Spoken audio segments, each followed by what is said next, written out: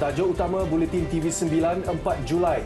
SPRM kenal pasti ejen minta suapan RM18,000 di KLIA. Juga, polis buru suspek bermotosikal lepas tembakan ke arah sebuah rumah.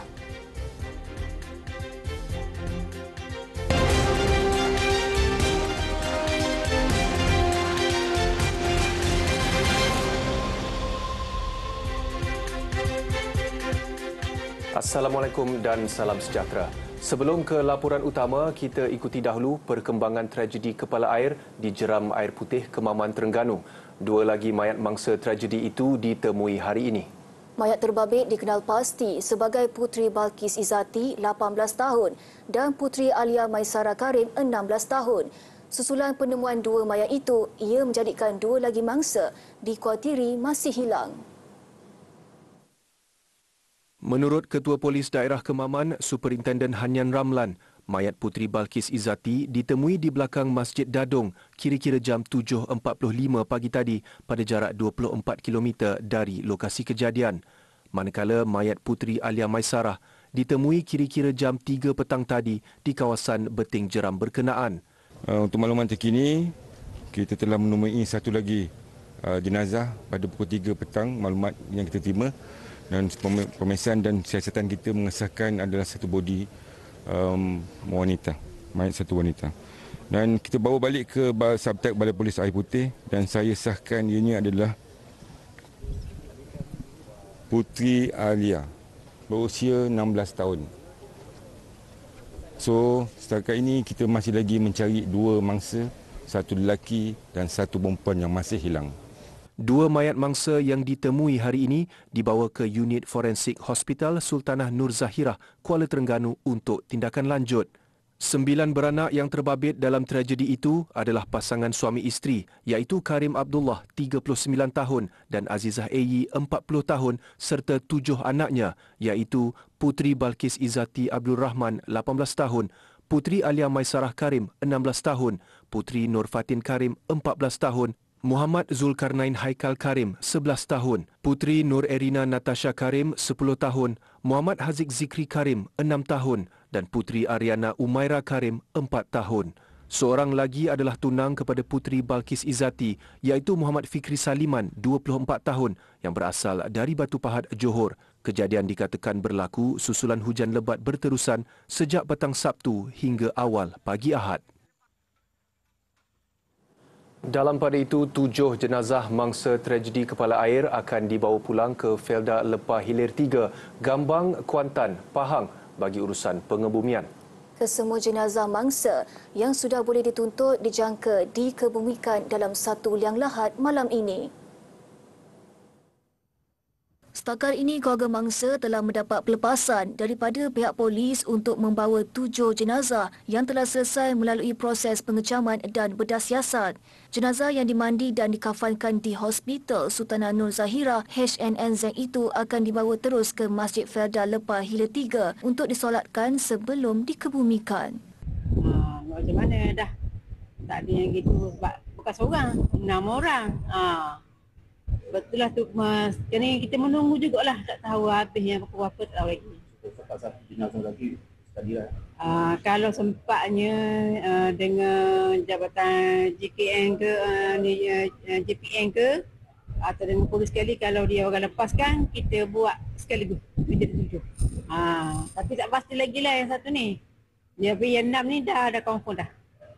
Rosilawati yang ditemui di Jabatan Perubatan Forensik HNNZ di Kuala Terengganu adalah kakak ipar kepada Allahyarham Azizah Ayi, 40 tahun iaitu mangsa pertama yang ditemui lemas dalam tragedi kepala air berkenaan. Selain Allahyarham Azizah, turut ditemukan adalah suaminya Allahyarham Karim Abdullah, 39 tahun.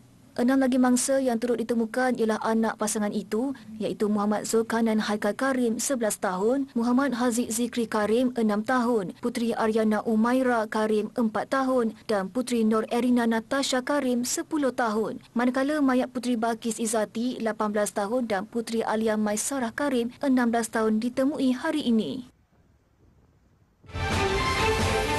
Apapun tanpa bantuan 50 penduduk tempatan selaku sukarelawan dalam operasi mencari dan menyelamat, pastinya masa yang lama perlu diambil bagi pencarian mayat mangsa. Kumpulan terbabit merupakan antara individu yang mahir dalam selok-belok keadaan sungai dan persekitarannya. Mereka turut berusaha bersama-sama pasukan menyelamat mengesan baki mayat mangsa yang masih belum ditemui. Menurut sukarelawan, misi seumpamanya sudah acap kali dilaksanakan, terutamanya mencari mangsa lemas. Mereka turut menggunakan motosikal dan kenderaan pacuan 4 roda milik sendiri. Kita dah bincang dengan pegawai polis ni, ada yang kawan-kawan kita ni, penduduk kampung ni yang sudi. Saya sukarela nak tolong bantulah, tapi memang dia orang tahulah tempat-tempat yang jadi mangsa lemah tu tahu, memang dia orang tahulah kat mana dia orang cari tu benda tu. Menurut mereka, jajaran Sungai Kemaman termasuk di kawasan lokasi kejadian kepala air itu sukar diakses kenderaan biasa. Justru hanya mereka yang arif dengan kawasan terbabit yang boleh melaluinya. Sungai sini kadang-kadang dia tak pasti. Bila hujan hulu sini dah hujan pun air pun mari. Tak pasti. Dia tak pasti masa mana hujan, kita tak pasti. Pasal kalau kita orang sini kita tahu. Sukarelawan terbabit juga terlibat dalam kerja-kerja menyelamat mangsa banjir pada musim tengkujuh. Tahun lalu, tanggal 4 Julai, negara digemparkan dengan kejadian kepala air di Kampung Iboi. Tragedi yang berlaku lewat petang itu meragut 3 nyawa sekeluarga termasuk seorang ibu mengandung. Yang pasti untuk melalui hari-hari mendatang, bagi keluarga mangsa dan 16 lagi keluarga yang lain terjejas bukanlah mudah. Hakikatnya pahit untuk ditelan, duka dan air mata jadi peneman. Ikuti laporan disediakan Kumaran Rajamuni dalam segmen Turun Padang.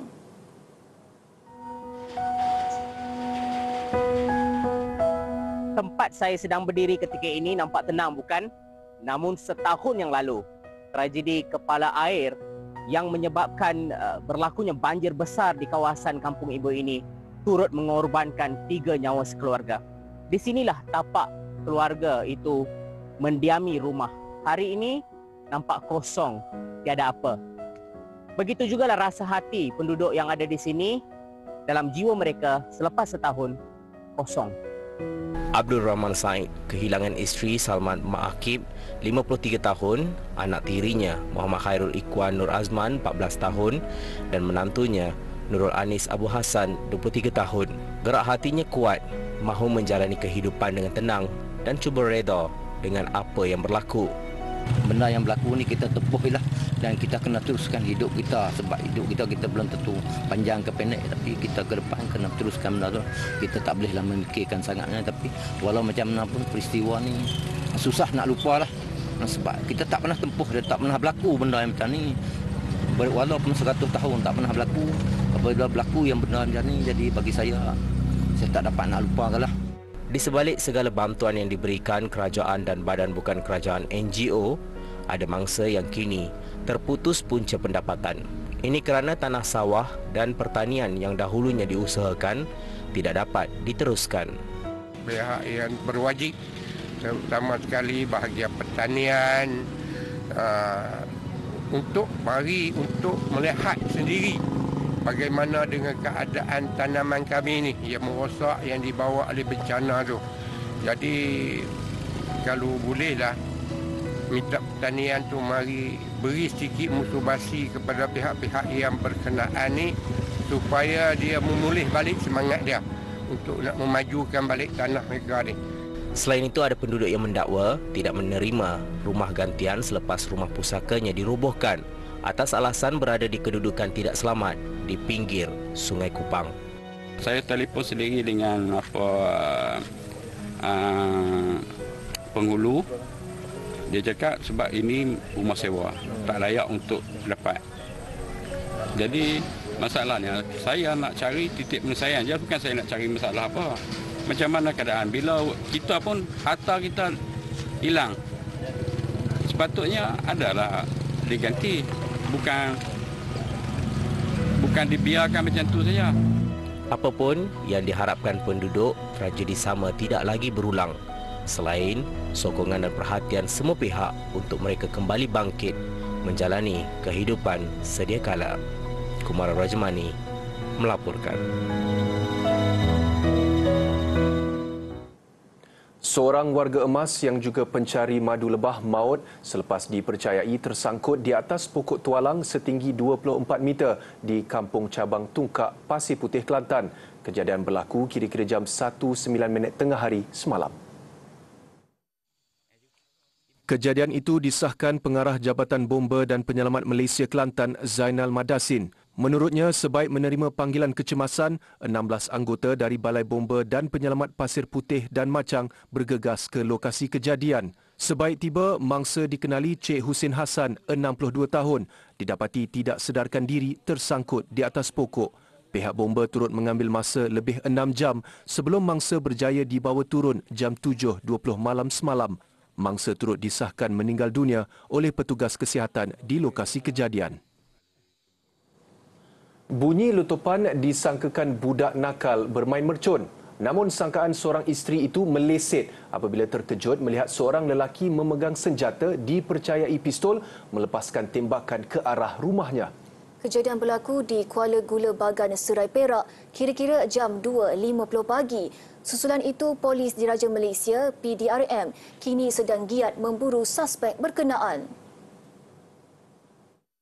Menurut mangsa yang enggan dikenali itu, dia menyedari kejadian terbabit ketika keluar dari bilik air. Katanya selepas panik melihat suspek melepaskan tembakan rambang ke arah rumahnya, dia segera mengejutkan suaminya yang sedang tidur. Tanpa membuang masa, mangsa terus menghubungi pihak polis. Sementara itu, Ketua Polis Perak, Datuk Muhammad Yusri Hassan Basri berkata pihaknya segera bergegas ke tempat kejadian selepas menerima panggilan daripada pemilik rumah terbabit. Pemeriksaan lanjut mendapati terdapat kesan tembakan kepada kereta, motosikal serta pintu cermin rumah mangsa. Turut ditemui 5 kelongsong peluru kaliber 9mm di tempat kejadian. Muhammad Yusri berkata polis kini masih mendalami motif kejadian selain giat menjejak suspek. Polis meminta orang ramai yang mempunyai maklumat supaya terus berhubung dengan Pegawai Penyiasat Inspektor Muhammad Zulhilmi Dahun di talian tertera. Kes disiasat mengikut Seksyen 8 Akta Senjata Api, penalti lebih berat 1971.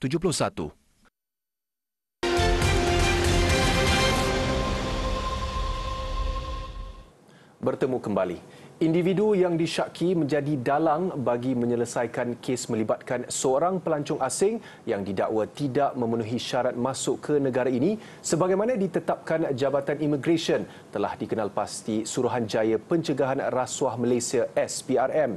Menurut agensi itu, individu bertindak selaku ejen turut meminta suapan berjumlah RM18,000 bagi menyelesaikan kes berkenaan. Media dimaklumkan beberapa pegawai imigresen terlibat akan dipanggil untuk diambil keterangan hari ini. Setakat ini, keterangan 3 saksi telah diambil, antaranya Menteri Pelancongan, Seni dan Budaya selain 2 saksi utama warga Cina. Satu siasatan menyeluruh juga sedang dijalankan bagi mengesahkan perkara itu.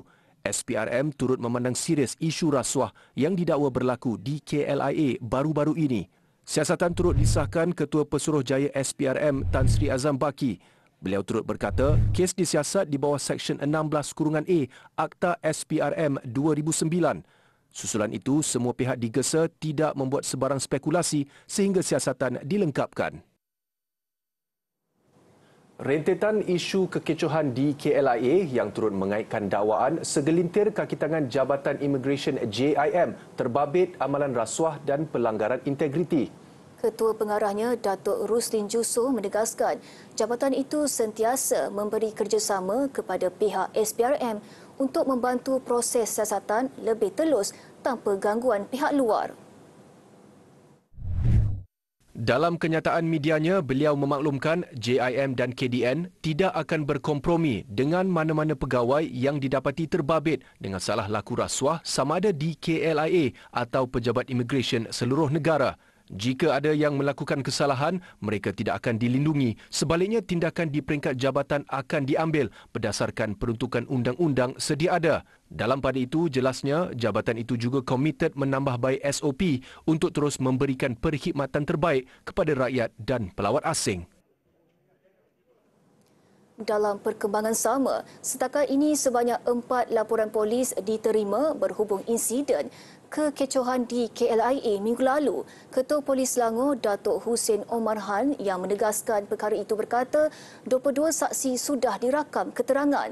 Ujarnya keterangan dirakam membabitkan 4 pengadu, 12 pegawai imigresen, 4 pegawai polis bantuan MAHB serta 2 pekerja dari syarikat ejen pelancongan.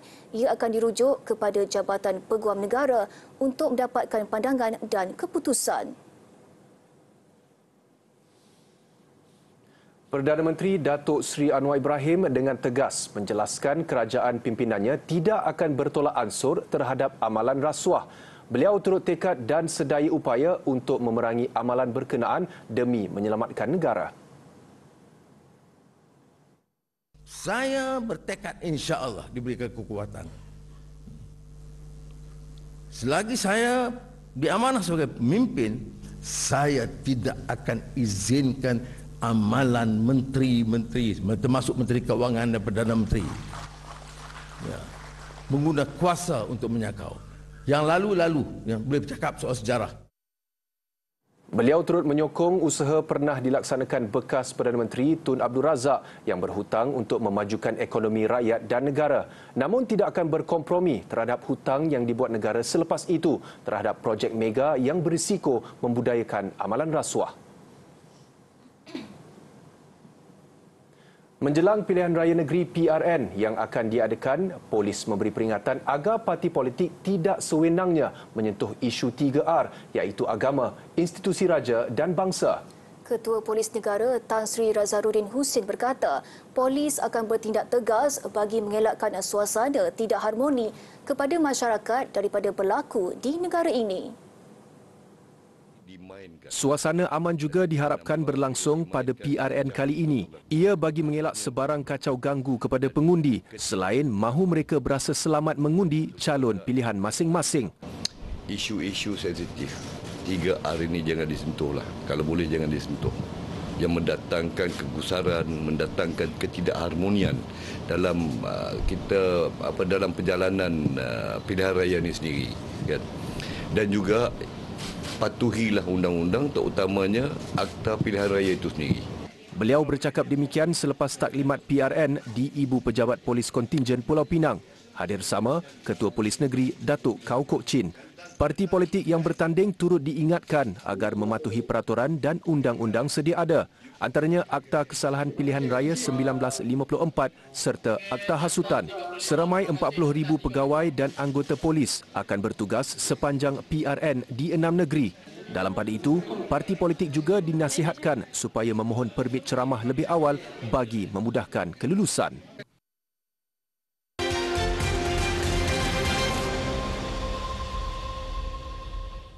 Sikap bertanggungjawab memanfaatkan kawasan terbiar di sekitar perumahan komuniti Rumah Pangsa menjadi inspirasi dalam segmen kali ini. Itulah kesepakatan dilakukan komuniti Rumah Pangsa AU2 Keramat di Ibu Negara. Namun, apa yang menarik perhatian, komuniti ini berjaya menukar kawasan belukar kepada lokasi menanam pelbagai tanaman dan sayuran. Faiz Arif berkesempatan melihat hasil keringat yang dicurahkan. Bulat air kerana pembentong, bulat manusia kerana muafakat. Tiada siapa menyangka. Awalnya hanya bermula dengan projek mencantikkan sungai yang dipenuhi dengan sampah sarap. Namun kini, lokasi telah bertukar ceria dengan penuh tanaman kehijauan. Bila dah sungai dah cantik, tapi actually kat tepi sungai ni memang semak samun. Kalau kita tengok dulu 2013-14 tu, memang semak samun sampai kalau gajah dalam tu pun memang tak nampak. Selain pada tanah terbiar, semak, tempatnya juga tempat yang sosial. Maksudnya tempat budak-budak yang ni lah, tak bermoral buat ni, ada tempat minum arak, dadah semua kat sini. Actually, dia punya area asalnya dulu. Dek kegigihan mereka, semak dan belukar yang dahulunya memenuhi kawasan, kini bertukar menjadi kebun yang bersih, diiringi panorama sejauh mata memandang. Paling membanggakan, komuniti ini sering melakar kejayaan hingga dinobatkan kebun komuniti terbaik di peringkat kebangsaan. Justru, bagi meneruskan legasi komuniti yang lebih bermanfaat, pelbagai infrastruktur dibangunkan. Antaranya sebuah perpustakaan mini yang mewarnai lanskap pintu masuk kebun ini. Sebenarnya, tidak ada satu perkara pun yang perlu diherankan. Memang benar, berbudi kepada tanah, lumayan hasilnya. Tetapi satu perkara yang dilihat positif di sini adalah semangat kejiranan yang dipupuk oleh warga rumah pangsa AU Tukramat ini, itu lebih menarik. Ini kerana tanpa mereka, kebun komuniti yang berusia mencecah hampir sedekad ini tidak akan kekal sehingga hari ini. 8 tahun sudah berlalu, pelbagai memori manis telah tersemat. Antaranya, kebun ini pernah menerima kunjungan hormat daripada Raja Muda Selangor, Tengku Amir Shah Sultan Sharafuddin Idris Shah yang berkenan mencemaduli dengan mencuba aktiviti menanam padi di kebun komuniti ini. Betul, Raja Muda Selangor pernah datang sini dan pernah datang tanam padi kat sini. Dan mungkin tanam satu pokok mangga, alhamdulillah dah 3 kali berbuah dah. Itu memang itulah, itu memang kenangan paling manis lagi. Sememangnya, aktiviti bermasyarakat dapat mengeratkan silaturahim dan ukhuwah persahabatan yang wajar sentiasa dipupuk. Laporan Faiz Arif untuk TV9. Lebih 2 juta penduduk bakal menikmati perkhidmatan transit aliran ringan 3 LRT3 jajaran Petaling Jaya, Shah Alam dan Klang sebaik mula beroperasi 1 Mac 2025. Projek pembinaan awam menelan kos sehingga 16 bilion ringgit ini dilaporkan siap sehingga 86%. Projek bakal menghubungkan kawasan pantai barat Lembah Kelang, bakal memulakan operasinya lewat setahun berbanding tarikh asal iaitu 28 Februari 2024. Ketika ini, kesemua 22 set 3 coach train sedang diuji termasuk kerja-kerja berkaitan sistem isyaratnya. Kemudahan yang memanfaatkan lebih 2 juta penduduk sepanjang jajaran dengan 20 stesen. LRT3 turut berkemampuan membawa sehingga 18,630 penumpang setiap jam. Pembinaan projek dilaporkan menelan belanja sehingga 31.65 bilion ringgit sebelum ini berjaya dikurangkan kepada hanya 15 bilion ringgit sahaja. Ia selepas projek melalui penilaian semula yang melibatkan pembatalan 6 stesen provisional termasuk laluan terowong di Persiaran Hishamuddin dan stesennya.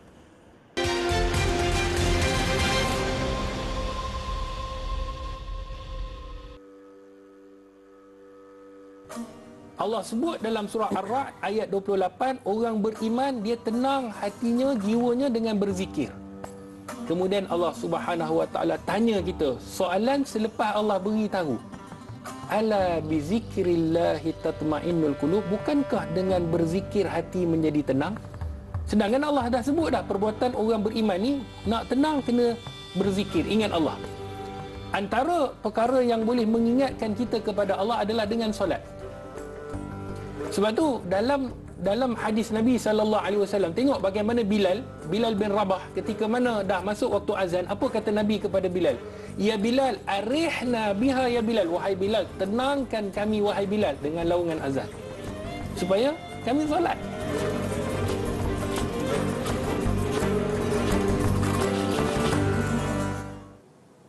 Produk cekap tenaga dan lestari semakin menjadi pilihan dalam kalangan orang ramai bagi memantau penggunaan tenaga dengan lebih efektif.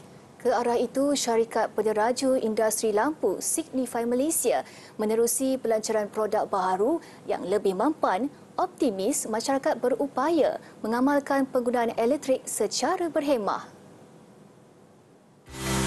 Signify Malaysia yang sebelum ini dikenali sebagai Philips Lighting memperkenalkan rangkaian produk pencahayaan barunya Philips Ultra Efficient LED, Philips Solar Lighting dan Wiz Smart Lighting.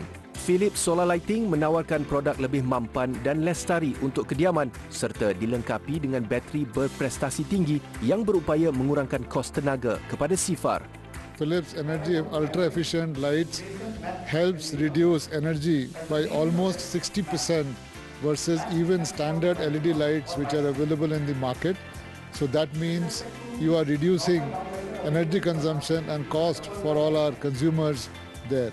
Solar lights, as you know, harnesses the solar energy or the energy of the sun, and hence there is zero electricity bill that you need to pay, right? So both of these products will help our consumers contribute to much lower energy consumption and make Malaysia more sustainable. Tambahnya, Philips Ultra Efficient LED juga mempunyai ketahanan lebih 3 kali ganda berbanding lampu LED Philips standard dalam pasaran. Selain mesra alam, produk Signify turut memberi fokus kepada inovasi yang berupaya memenuhi keperluan pengguna. Today we are launching LED downlights with interlaced optics. It's an amazing technology which has 3D microstructure pattern on the downlight optics. It reduces glare by almost 40%. So for consumers, while the light levels remain, the comfort to eye becomes much more. Semua produk boleh didapati di peruncit sah Philips serta platform dalam talian atau layari laman tertera untuk maklumat lanjut.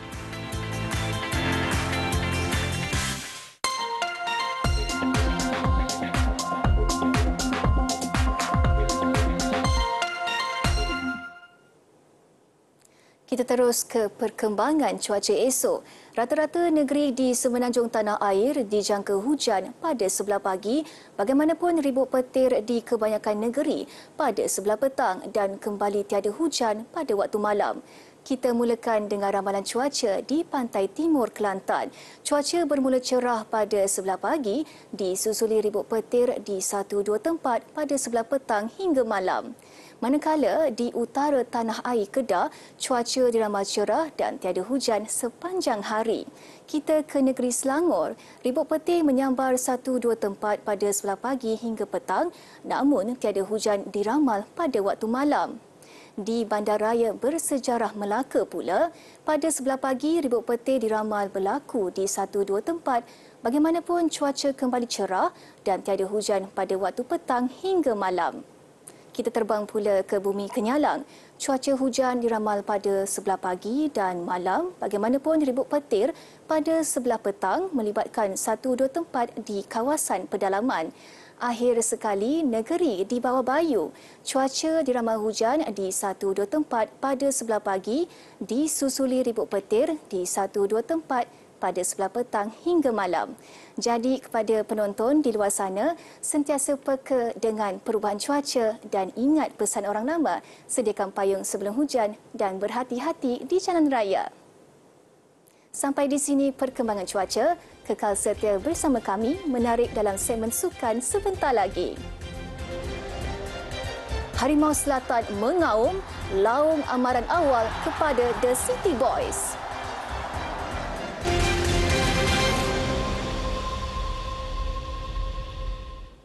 Laporan sukan. Johor Darul Takzim JDT melaungkan amaran awal menjelang perlawanan akhir Piala FA 2023 dengan membelasah Kuala Lumpur City FC 6-1 dalam saingan Liga Super. Diogo Luis Santo paling mencuri tumpuan selepas cemerlang meledak hat-trick sekaligus membantu Harimau Selatan mencatat kemenangan ke-15 berturut-turut. JDT tampak garang ketika turun melayan kunjungan KL City di Stadium Sultan Ibrahim. Skuad kendalian Esteban Solari tidak perlu menunggu lama untuk membuka tirai jaringan menerusi Diogo. Arif Aiman kemudian menggandakan jaringan Harimau Selatan selepas mudah melepasi perangkap offside KL City. JDT tambah selesa apabila Diogo menanduk masuk gol ketiga sebelum penyerang kelahiran Brazil itu mencetak hat-trick. Bersambung babak kedua, KL City berjaya merapatkan jurang gol melalui penyudah Matko Zirdum. Namun JDT yang mendominasi permainan menambah 2 lagi jaringan. Masing-masing menemui sentuhan Safiq Rahim dan Akia Rashid. Keputusan 6-1 kekal sehingga whistle penamat.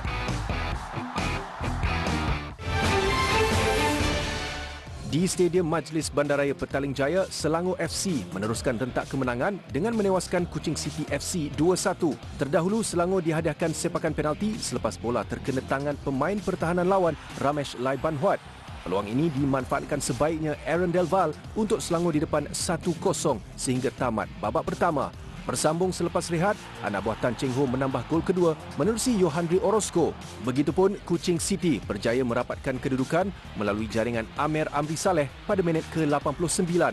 Namun sudah terlambat untuk membawa pulang sekurang-kurangnya 1 mata. Kemenangan ke-11 daripada 15 perlawanan memastikan Selangor kekal di tangga kedua mengumpul 34 mata. Pertemuan Terengganu FC TFC menentang Kedah Darul Aman FC KDA FC di Stadium Sultan Mizan Zainal Abidin turut mencuri tumpuan. Meskipun turun tanpa beberapa tonggak utama, TFC berjaya mengutip 3 mata penuh hasil gol tunggal Engku Muhammad Nur Syakir. KDAFC cuba bangkit memburu jaringan penyamaan, namun benteng pertahanan tuan rumah kental bertahan sehingga tamat masa penuh. Kemenangan berharga ini menyaksikan TFC naik ke tangga ke-6 manakala KDAFC kekal di tangga ke-4. Sekian sahaja laporan sukan perkembangan antarabangsa selepas ini. Rejim Zionis dedah rakaman penahanan penduduk Palestin.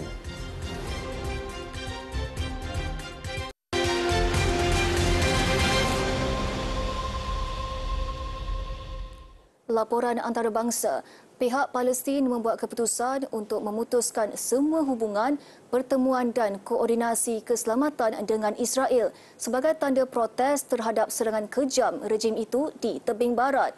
Hal ini kerana 10 rakyat Palestin telah disahkan terbunuh setakat ini, manakala 100 lagi telah dimasukkan ke hospital di mana 20 daripadanya dalam keadaan kritikal. Keputusan itu dibuat pada mesyuarat tergempar kepimpinan Palestin yang diketuai oleh Presiden Mahmud Abbas di Ramallah. Abbas mengajak rakyat Palestin untuk berdiri teguh, bersatu dan mempertahankan tanah dan tempat suci mereka. Kepimpinan Palestin turut mengulangi seruan kepada komuniti antarabangsa untuk melindungi rakyat Palestin di tebing barat, Baitul Maqdis dan semenanjung Gaza. Menurut kenyataan rasmi itu, kepimpinan Palestin memutuskan untuk segera berhubung dengan Pertubuhan Bangsa-Bangsa Bersatu PBB bagi melaksanakan resolusi Majlis Keselamatan 2334 dan resolusi-resolusi lain untuk melindungi rakyat Palestin. Jurucakap Presiden Palestin Nabil Aburuddin mengutuk tindakan Israel itu yang disifatkannya sebagai jenayah perang terhadap orang yang tidak berdaya.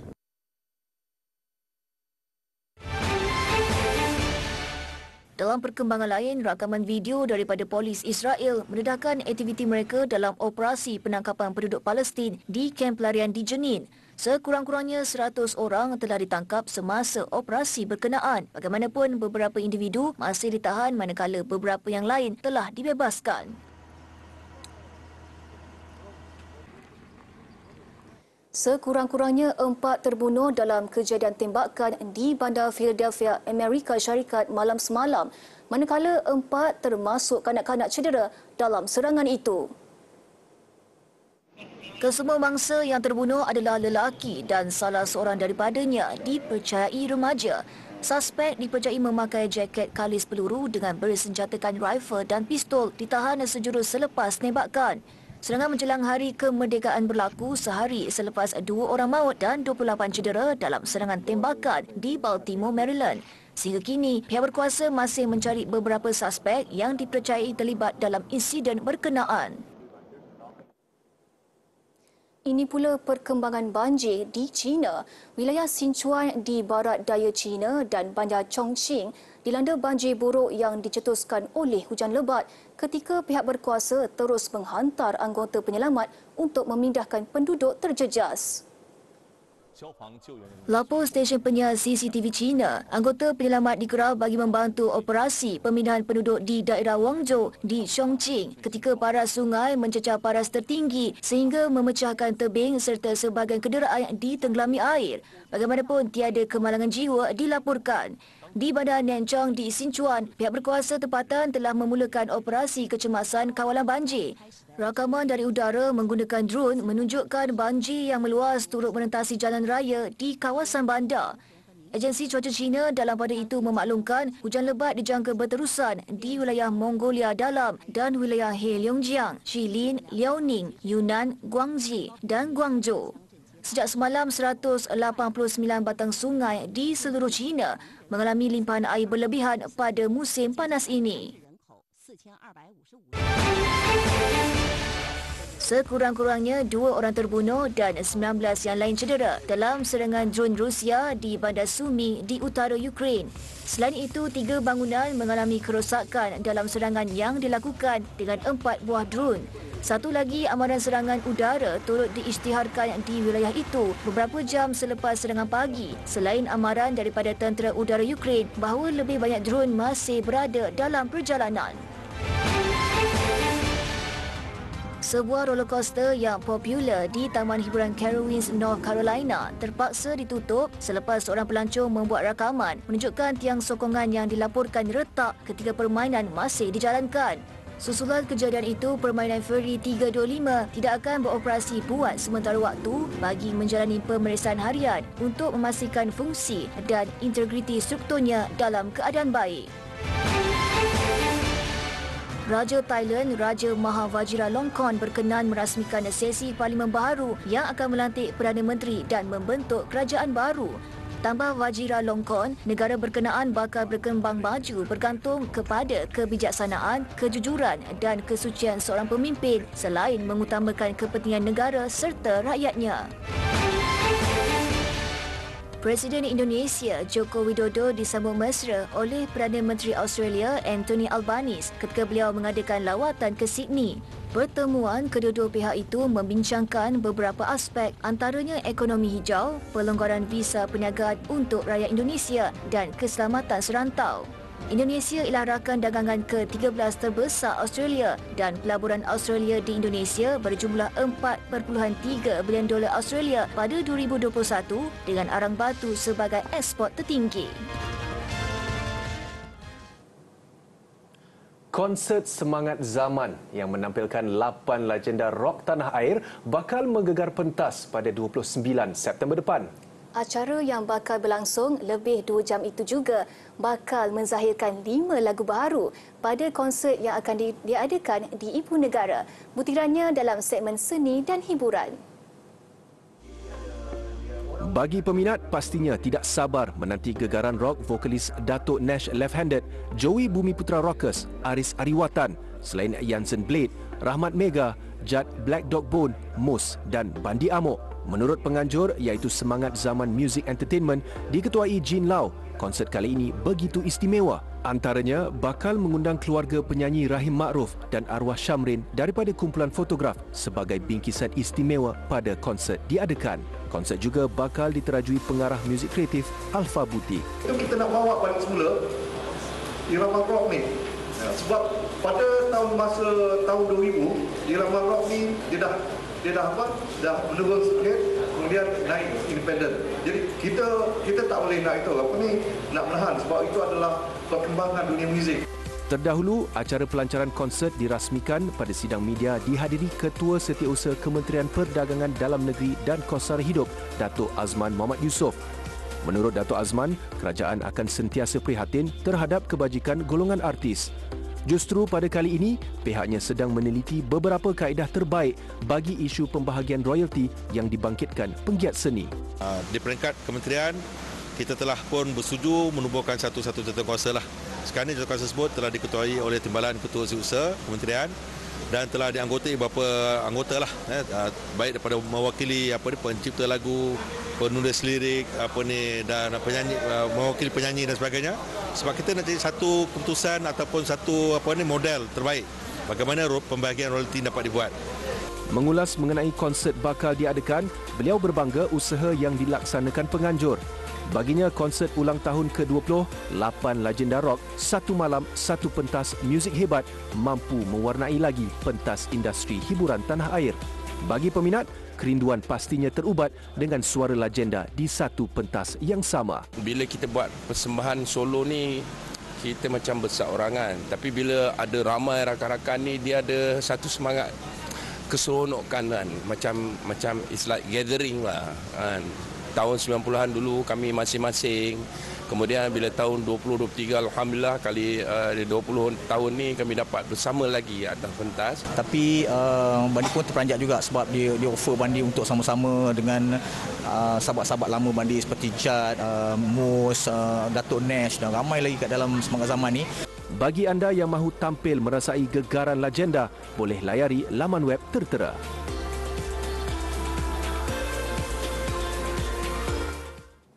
Jangan lupa terus ikuti kami di Twitter, Facebook, TikTok dan YouTube Buletin TV9 bagi mengetahui perkembangan terkini. Terima kasih kerana terus menyokong kami dalam Buletin Waktu Perdana Terawal. Sebelum berpisah, saksikan fenomena gerhana bulan penuh yang dirakam di sebahagian negara di mana bulan berada pada kedudukan paling hampir dengan bumi. Saya Irfan Ali. Dan saya Nur Hayatunisa Muhammad Hir. Bertemu lagi esok jam 7 malam. Assalamualaikum dan salam hormat.